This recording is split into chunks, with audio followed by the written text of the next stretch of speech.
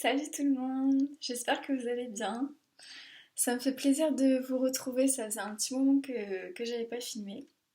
Alors, aujourd'hui, je voulais vous parler de l'équilibre entre notre féminin et notre masculin. Donc, ça parle du mariage intérieur, de notre complétude.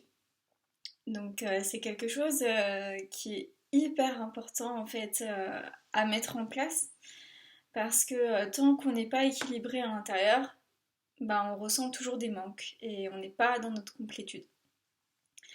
Donc, alors, ce qu'il faut savoir, c'est que quand on arrive ici, sur Terre, on arrive tous avec une polarité dominante.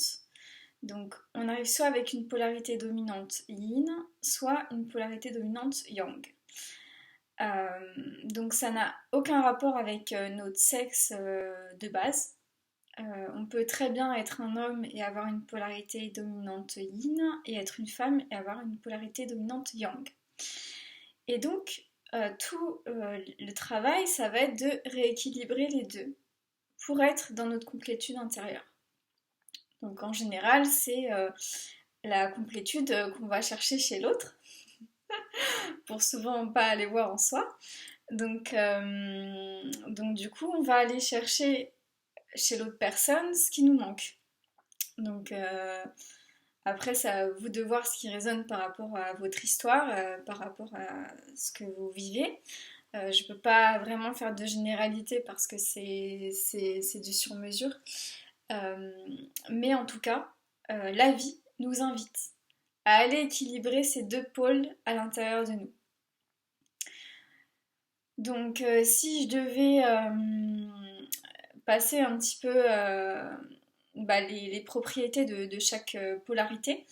Donc la polarité yin, ça va être la réceptivité, ça va être l'intuition, ça va être notre connexion au divin, ça va être l'accueil, ça va être toutes ces énergies en fait très douces, très posées, très dans l'enveloppement en fait. Et les énergies yang, donc c'est plus dans l'action, dans le faire, dans la productivité, dans le surpassement, enfin voilà, c'est des actions très... on y va quoi. Alors que l'énergie yang, yin, pardon, c'est plus bon bah voilà, je me pose et j'accueille, je suis là, je me laisse traverser en fait. Et donc pour être en unité, pour être pleinement épanoui dans notre vie, on a besoin des deux. On a besoin et de se laisser traverser, parce que la vie nous amène, et on a besoin aussi de mettre en action. Donc si on n'est que dans la passivité, et qu'on n'est pas dans notre yang, qu'on n'est pas dans notre action, dans le fait de mettre en place, ben il se passe pas grand chose quoi. Et si au contraire on est trop yang, qu'on est trop dans l'action, qu'on est trop dans le faire, qu'on est trop dans le je veux, je veux, je veux, je veux, je veux et qu'on est à 1000 à l'heure, et ben on se laisse pas non plus, on laisse pas la vie en fait nous donner le recueil nécessaire pour accueillir les informations qui sont justes pour nous. Donc l'équilibre entre les deux, c'est donc le yin précède le yang. Donc ça veut dire que tout passe d'abord par le yin, donc par notre réceptivité, pour ensuite le mettre en place dans notre vie. Donc ça veut dire que d'abord on reçoit des messages. Donc la vie nous envoie des informations, notre guidance nous parle tous les jours, tout le temps. Et après c'est à nous de se dire ok, j'ai reçu ça, maintenant qu'est-ce que j'en fais, comment je peux le mettre en place dans ma vie. Donc des fois il y a des laps de temps entre les deux et c'est normal parce qu'on est aussi humain, enfin voilà, il y a des choses qu'on ne peut pas faire toujours tout de suite. Mais en tout cas l'idée c'est de prendre l'information et d'en faire après quelque chose. Et souvent, alors quand ça bloque, ça veut dire que quand on reçoit l'information mais qu'on n'en fait rien, ça peut aussi que la vie nous le renvoie plusieurs fois jusqu'à ce qu'on comprenne aussi. Donc la vie va nous envoyer les circonstances, va nous envoyer les informations pour que nous, on puisse le traiter à un moment donné. Donc des fois, il y a des situations qui restent en suspens parce que on est trop en lutte par rapport à ces informations-là. Donc ça peut être n'importe quoi, hein. Des fois ça peut être juste des choses administratives, ça peut être un déménagement, ça peut être un projet de vie, ça peut être juste contacter quelqu'un, voilà, ça peut être beaucoup de choses. Mais l'idée c'est de savoir discerner qui est quoi et qu'est-ce que ça m'amène à faire, qu'est-ce que ça m'amène à vivre. Euh, Donc c'est bien aussi de savoir, de se connaître, de savoir quelle est notre polarité dominante. Si je m'observe, euh, qu'est-ce que, qu'est-ce que je perçois dans ma vie, qu'est-ce que je constate. Est-ce que je suis plus dans une énergie où je fais sans vraiment être attentif à mes besoins profonds? Ou est-ce que au contraire, je suis trop dans la passivité, je suis trop en accueil et je ne mets pas en action mes idées. Ça peut être aussi au niveau créatif, hein. Ça veut dire que par exemple j'ai une idée, je reçois, mon imagination me renvoie quelque chose, mais moi dans la matière, je ne matérialise pas dans la matière. Donc voilà, ça peut être tout, plein de choses. Euh, et en fait, donc personne n'arrive équilibré, hein, ça on va pas se mentir, sinon on serait pas sur ce plan humain. Enfin, c'est en tout cas ma vision de voir les choses. Si on était parfaitement équilibré, on n'aurait pas à vivre cette expérience humaine. Donc, je vous rassure, absolument personne n'est équilibré dans cette vie. C'est tout un travail, c'est un long travail intérieur. C'est un long travail d'introspection parce que ça demande aussi à aller voir en soi comment on fonctionne. Ça demande à se connaître profondément.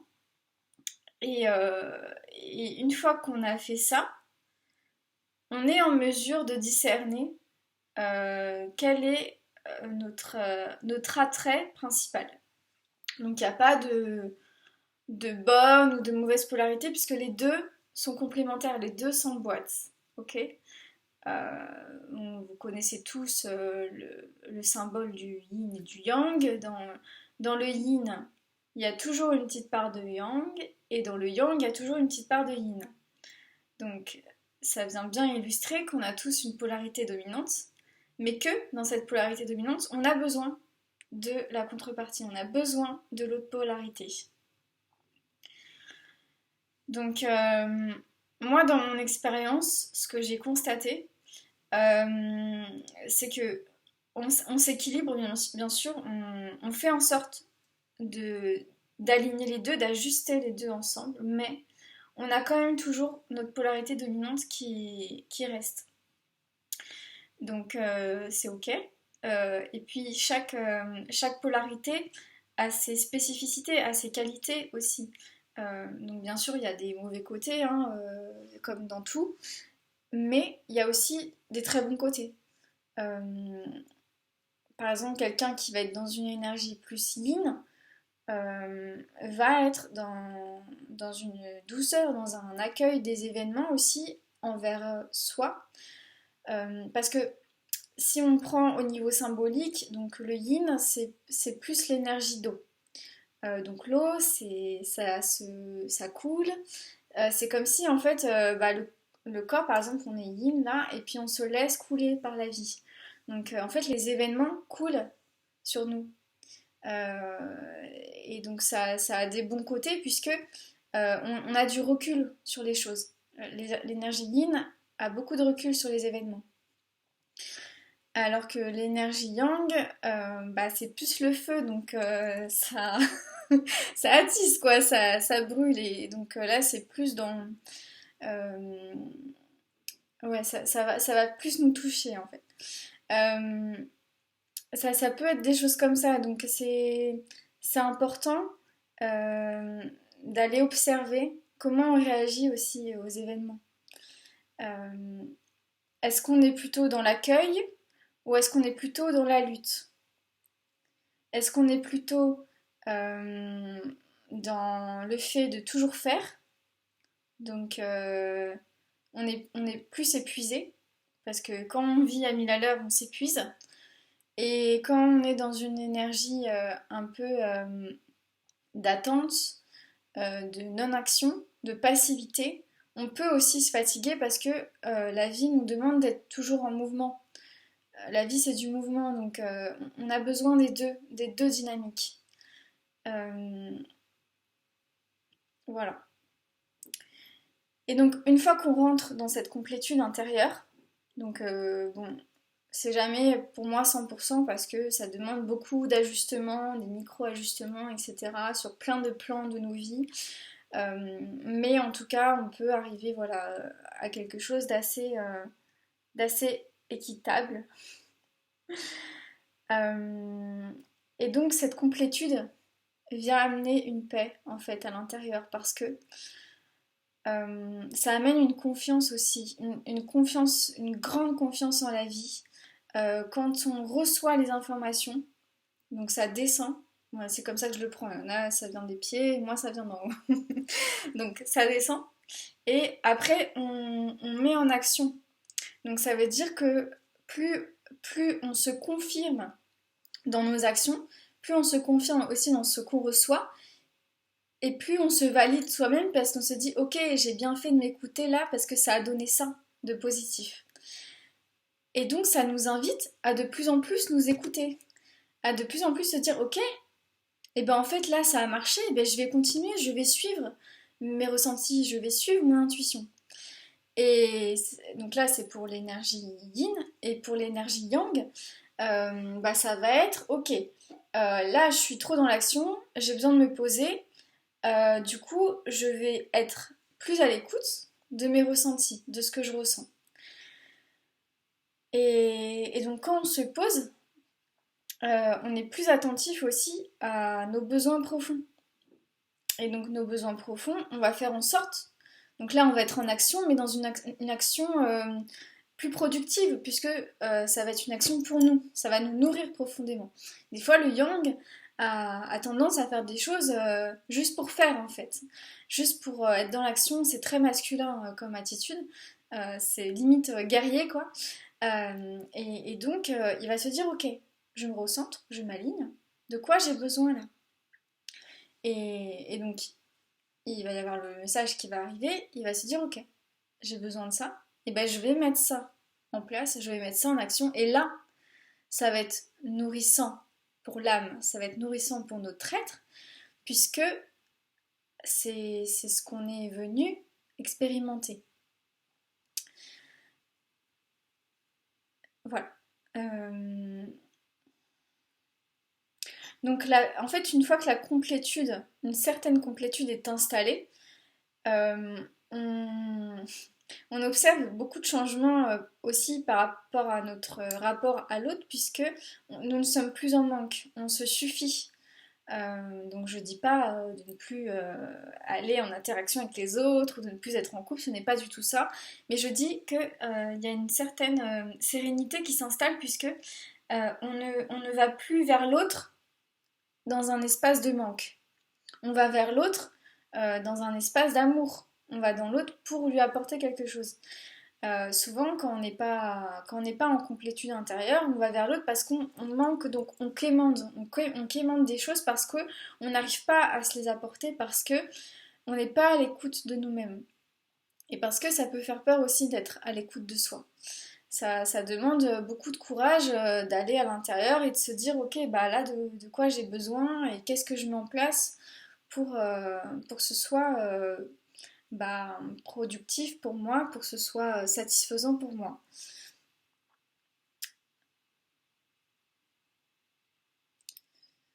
Et donc, bah, les relations prennent une toute autre dimension parce que les autres le sentent aussi.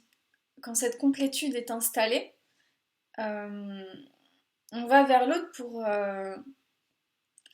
bah, finalement, plus pour le connaître véritablement dans son authenticité. Parce que nous, on arrive aussi à être authentique avec nous, donc forcément, On a un recul vers soi euh, et dans notre mariage, si je peux dire ça, à nous-mêmes. Euh, Moi, je pense qu'on devrait tous se marier déjà avec soi avant de se marier avec quelqu'un d'autre. Et ça, on peut le faire donc symboliquement à l'intérieur. Euh, on peut le faire soi-même, déjà en ayant l'intention euh, d'être pleinement à l'écoute de ses besoins. C'est vraiment toujours les besoins qui reviennent.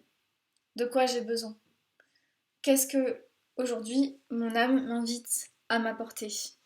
Qu'est-ce qu'elle m'invite à faire de façon productive pour que ma vie soit encore plus épanouissante, encore plus satisfaisante. Voilà. C'est une plutôt courte vidéo aujourd'hui. Voilà, ça me semblait important de vous en parler parce que c'est quelque chose qu'on nous demande toujours d'équilibrer en nous. C'est quelque chose qu'on nous demande, qu'on nous invite en tout cas à faire en soi. C'est l'invitation première dans notre incarnation d'aller équilibrer ces polarités euh, pour être plus heureux euh, et pour pouvoir apporter notre contribution de manière juste parce que en soi on est déjà en paix en fait, et quand cette paix est installée on peut nous dire tout ce qu'on veut, on sait à l'intérieur que on est notre seul on est la seule personne en fait qui peut s'apporter ses réels besoins. Voilà, on peut demander à quelqu'un, la personne ne sera jamais aussi satisfaisante pour nous que nous-mêmes. C'est bien la phrase on n'est jamais mieux servi que par soi-même. Et ben c'est vrai, hein, quelque part, puisque personne n'est dans notre tête, personne n'est dans notre corps, personne n'est dans notre âme. Il n'y a que nous qui puissions savoir de ce dont on a réellement besoin, réellement envie. Et donc, tout ça, ça demande aussi à ce qu'on lui laisse l'espace, à ce qu'on lui laisse la place pour le mettre en matière. Parce que, si je pouvais dire une dernière chose à ce niveau-là, c'est que les énergies subtiles qu'on reçoit, donc c'est de l'éther, c'est quelque chose qui n'est pas incarné, ce sont des pensées, elles demandent à être incarnées, donc à être mises en matière. Et donc c'est ça l'équilibre du ciel et de la terre, c'est qu'en fait les deux viennent se rejoindre à un endroit, au milieu, pour qu'elles puissent exister. C'est ça l'équilibre du féminin et du masculin. C'est ça l'invitation, c'est que les deux se joignent à un endroit. Et nous, en tant qu'êtres humains, nous sommes des canaux. Donc le canal part du sommet et va jusqu'au pied. Et donc, si je pouvais prendre un petit peu la métaphore du milieu, elle vient dans le cœur. Donc, comment c'est reçu dans le cœur pour pouvoir ensuite la faire descendre jusque dans la matière, jusque dans les pieds finalement, dans ce qu'on a de plus terrestre, quoi. Donc, quand je dis ça descend jusqu'aux pieds, c'est une métaphore, hein, je pense que vous me comprenez. Mais voilà, en fait, nous sommes des canaux, donc on est tous médiums, on est tous des canaux, on est tous des tuyaux qui, si on se laisse traverser, laissons la place à l'univers à parler à travers nous. Donc il faut être suffisamment posé, donc dans notre ligne, il faut être suffisamment réceptif pour pouvoir ensuite que ça remonte d'une certaine manière aussi au niveau du cerveau pour mettre en place les actions nécessaires. Voilà, donc ça demande aussi d'être dans des espaces assez silencieux, pas forcément, mais c'est quand même mieux. d'être dans un espace intérieur,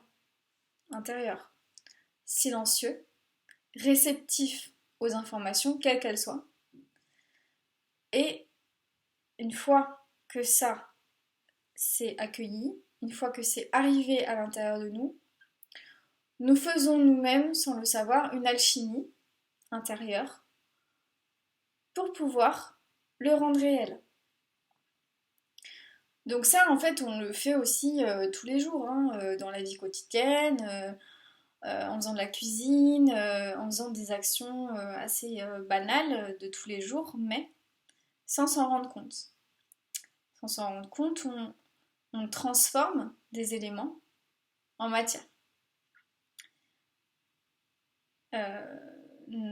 Le fait de parler aussi, ça transforme les éléments en matière, puisque de base, c'est des pensées qui viennent se matérialiser en mots, quelque part. Bon, ça c'est tout un sujet aussi, je ne vais pas m'éterniser là-dessus, mais c'est ça l'invitation. C'est de venir transformer une pensée, une idée, en quelque chose de palpable. Et on est capable de tout. C'est-à-dire que ici, on est Dieu incarné. Nous sommes des mini-dieux. Même, je ne sais même pas si je peux dire mini-dieux. Nous sommes des dieux incarnés. Et on vient faire l'expérience de la matière. Donc c'est en ça que je dis qu'on n'est jamais équilibré en venant ici. C'est rare, voire impossible, puisque sinon nous ne serions pas venus faire une expérience humaine, faire l'expérience de la matière. Voilà. Je pense avoir terminé sur le sujet. Bon, à chaque fois que je dis ça, c'est jamais vraiment terminé, mais voilà, je voulais venir à l'essentiel dans ma vidéo, vous donner un petit peu les clés principales du féminin et du masculin. Donc même si vous êtes un homme, vous pouvez très bien avoir une polarité féminine très dominante. Et si vous êtes une femme, vous pouvez très bien avoir une polarité yang très dominante. D'ailleurs, c'est souvent le cas. Et du coup, ça demande voilà, à venir observer tout ça. Donc on a du boulot, les gars. On a du boulot. On n'a pas de quoi s'ennuyer ici. Voilà, donc écoutez, si vous avez des questions, n'hésitez pas en dessous à me les écrire en commentaire. Sinon, écoutez, je vous souhaite une merveilleuse journée. Je vous souhaite un beau mariage avec vous-même, un beau mariage intérieur. N'oubliez pas que vous êtes la personne la plus importante dans votre vie et que tant que ce mariage intérieur n'est pas en processus, on n'est jamais vraiment épanoui, hein, finalement. On peut se raconter toutes les histoires qu'on veut. Il manque toujours quelque chose. Donc, ça amène une certaine indépendance, comme je disais, une confiance en la vie, une confiance en soi aussi. Ça amène une confiance en soi parce que plus on s'écoute, plus on se valide à l'intérieur et plus on a envie de se faire du bien. Donc se faire du bien, ça passe par ça principalement, ça passe par écouter ses besoins, écouter ses envies, écouter ce qui vibre vraiment pour nous à l'intérieur. Voilà. Donc, prenez soin de vous, prenez soin de vos énergies et après, ça peut être qu'un beau mariage avec même un partenaire ou une partenaire, puisque quand on est équilibré, quand on est marié avec nous, on est complet. Et donc, on va plus chercher en l'autre le manque. Les deux viennent là plein et entier et ils viennent ramener une nouvelle énergie. Donc ça fera peut-être l'objet d'une autre vidéo, mais c'est ce vers quoi on est appelé aujourd'hui, c'est à s'équilibrer tout le temps, tout le temps, tout le temps. Voilà. Je vous fais plein de gros bisous et je vous dis à bientôt. Salut!